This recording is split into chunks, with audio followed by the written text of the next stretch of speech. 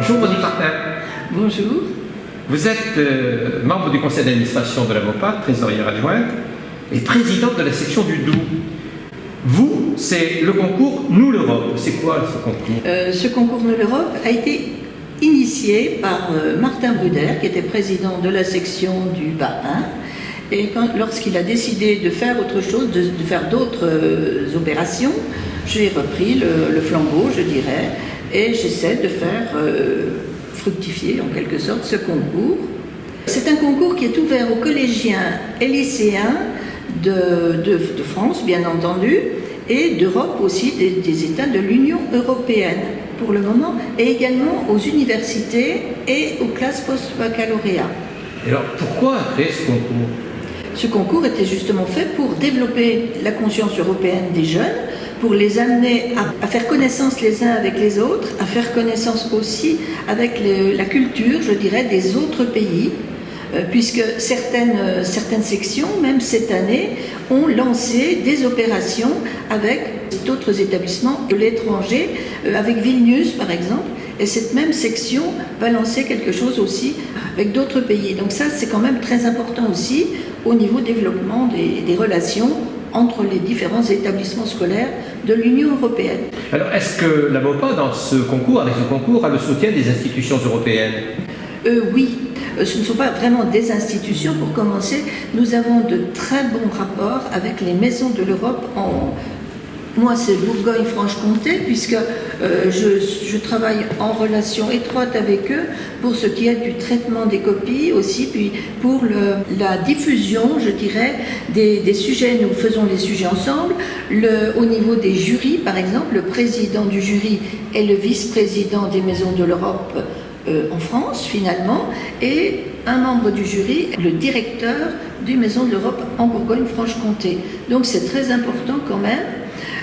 Lorsque j'attendais les copies nationales qui doivent m'arriver au mois de mars, j'ai envoyé un message, un courriel à tous les présidents de section qui avaient des maisons de l'Europe ou des centres d'information Europe Direct dans leur secteur pour leur conseiller de prendre contact avec ces organismes-là, parce que je pense que nous pouvons faire un réseau extrêmement important et très efficace là. Alors j'ai vu que les derniers sujets, il y en avait deux. Pour les collégiens, c'était concevez un menu européen, oui, voilà. Et pour les lycéens et les classes préparatoires aux grandes écoles, c'était quel est votre projet d'initiative citoyenne européenne. Oui. Ça a du succès? J'ai quelques collègues qui m'ont écrit déjà pour me demander des renseignements, mais ça tient surtout aux dates de remise des copies qui vont être remises au niveau départemental et après sélectionnées. Mais je crois que nous essayons au niveau des sujets, nous essayons de prendre des thèmes qui ne peuvent pas être recopiés, je dirais, de Wikipédia, donc qui demandent une information et une réflexion, et également qui sont en liaison avec l'histoire européenne. Par exemple, on va les faire travailler sur des labels parce que en 1962, il y a eu la politique agricole commune qui a lancé ça. Par contre, il n'y avait pas d'autres anniversaires cette année.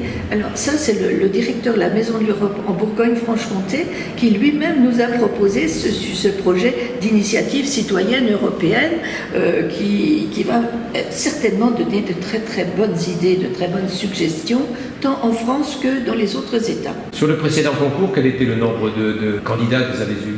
Moi, je pense qu'il y en a quand même bien 200, 250 quand même au départ. Ça avait eu beaucoup de succès. Nous avons eu un problème au niveau de la transmission des sujets cette année pour les sections françaises parce que nous avons demandé les copies. C'était 15 jours après la fermeture, la date de fermeture, vous voyez, des établissements scolaires pour cause sanitaire, je dirais. Par contre, alors j'ai des collègues qui m'ont écrit, puisque nous parlons des institutions européennes, qui me disent « Moi, j'ai fait partie du Conseil de l'Europe et je ne comprends pas qu'on n'étende pas ce concours aux autres États d'Europe. » Et c'est vrai que c'est pour ça que quand je vais présenter le concours, je présente aussi cela parce que finalement, ça se défendrait, c'est une idée qui se défendrait. Donc c'est un projet... Je pense que c'est un projet. Nous avons beaucoup de projets. Moi, les projets que j'aurais surtout pour ce concours, ce serait pour améliorer sa notoriété. Parce qu'en même temps qu'on améliore la notoriété de ce concours, on favorise la langue française, bien entendu. Alors, il se trouve qu'à Besançon, par exemple, en dehors des contacts avec les maisons de l'Europe, à Besançon, nous avons un centre de linguistique appliquée, c'est un CLA, que certains de nos collègues ont vu lorsque nous avons organisé le congrès 2015 à Besançon, qui organise des stages de formation pour les professeurs de français langue étrangère. Et là, j'ai pris rendez-vous, j'ai contacté la directrice, je voudrais bien justement lui remettre un certain nombre d'affiches de nos concours pour qu'elle les remette aux professeurs qui viennent pour enseigner le français à l'étranger. Donc vous voyez, je pense qu'il y a beaucoup de choses à faire là. On avance avec nous l'Europe et avec l'Europe. Monique Martin, merci. Ouais, merci beaucoup à vous.